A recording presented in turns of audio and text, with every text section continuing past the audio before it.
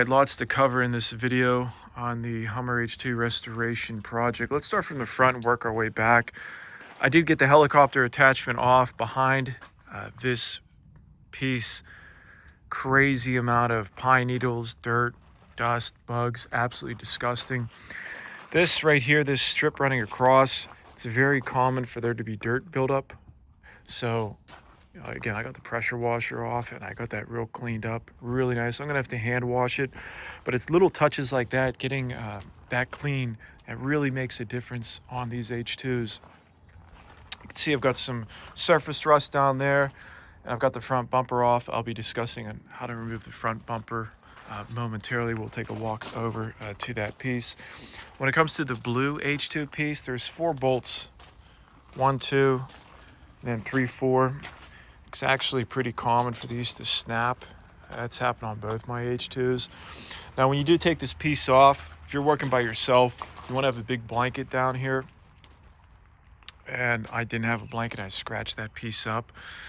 So, bring your wife out, girlfriend, whatever. And when you are, pushing out these tabs, that thing's going to go. And we don't want to really damage that piece. It scratches very, very easily.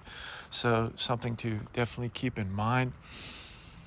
Okay, let's move on to the front bumper. Take this front bumper off. It's actually pretty simple. There's 4 bolts, 2 at the bottom, and then see these caps right here? You gotta take these caps off, and there's bolts in there. You take all those 4 bolts off, and you can just pull this thing forward and it comes right off. Now, some of you guys might be asking, hey, should the center have a cap? And the center does not need a cap. So it's like a drain port, I guess, or whatever. So 4 bolts and that thing comes right off. Now, before taking that off, make sure to pull out your daylight running light bolts. This chrome piece, you can see, guys, this thing is totally jacked. I am just super excited to get that off my H2. I'm gonna get it. I have a really nice chrome piece I'm gonna be putting on. This piece right here, 3 bolts on each side, comes right off. So a little bit of paint faded on the rear of that, so I'll touch that up the best I can. This little piece, see those little clips? You just got to punch those out, and the whole unit falls off. When it comes to these roof racks, you can see I got those roof racks off, cleaning the roof racks. A lot of dirt buildup in the front. I've cleaned it up, but massive dirt buildup in the front and the rear. I've since already removed the dirt buildup, but it was absolutely disgusting, gentlemen. So all 4 corners is absolutely disgusting. Now, when it comes to removing these pieces right here and some of this trim on these sport utility trucks, you see this piece right here?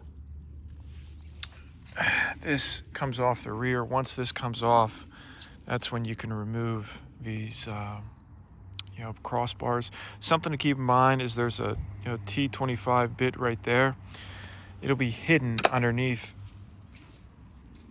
the crud. I couldn't figure out why isn't this piece coming off, and then I noticed that, hey, there's a bunch of dirt buildup, and I was able to get those pieces off. So you take your lights off first. It's held in by a small Phillips screw. Get the lights off. When it comes to getting these unloosened, one of the mistakes I made is that I put a light rag around it, then I used a wrench, and it worked out well. However, I ended up putting little marks around the black dials. So what I would recommend is using some type of strap setup. I have seen strap wrenches online, so I'd recommend going out, buying a strap wrench. Therefore, you could limit the damage. Those things get really, really tight on there.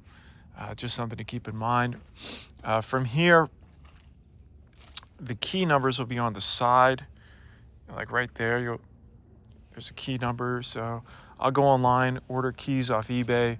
I'm going to disassemble these pieces. Put WD-40 in there. Replace any rusted screws, so something to keep in mind. You can see there's some damage on on this one in the rear. But overall, what are you going to do? With that being said, there's about, I think it's about 6 T25 bits on these rails on each side. And like I said, how there was one hidden in the rear, there's one hidden in the front. So get those off, and these are going to be taped down.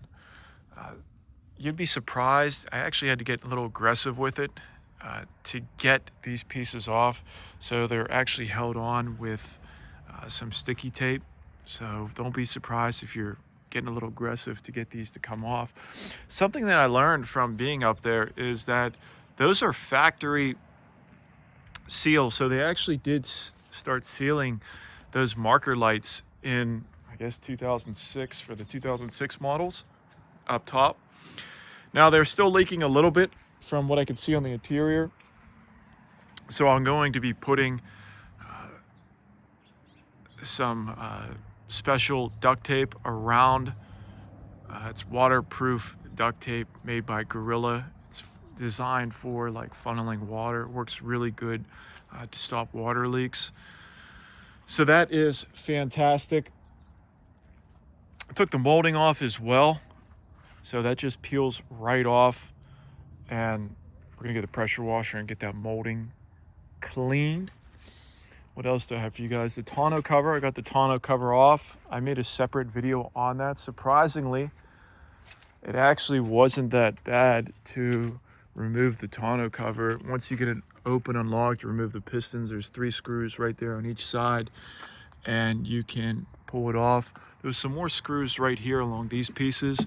I'm going to get all these trim pieces. I don't know exactly how they come off. I'm still in the process of figuring that out.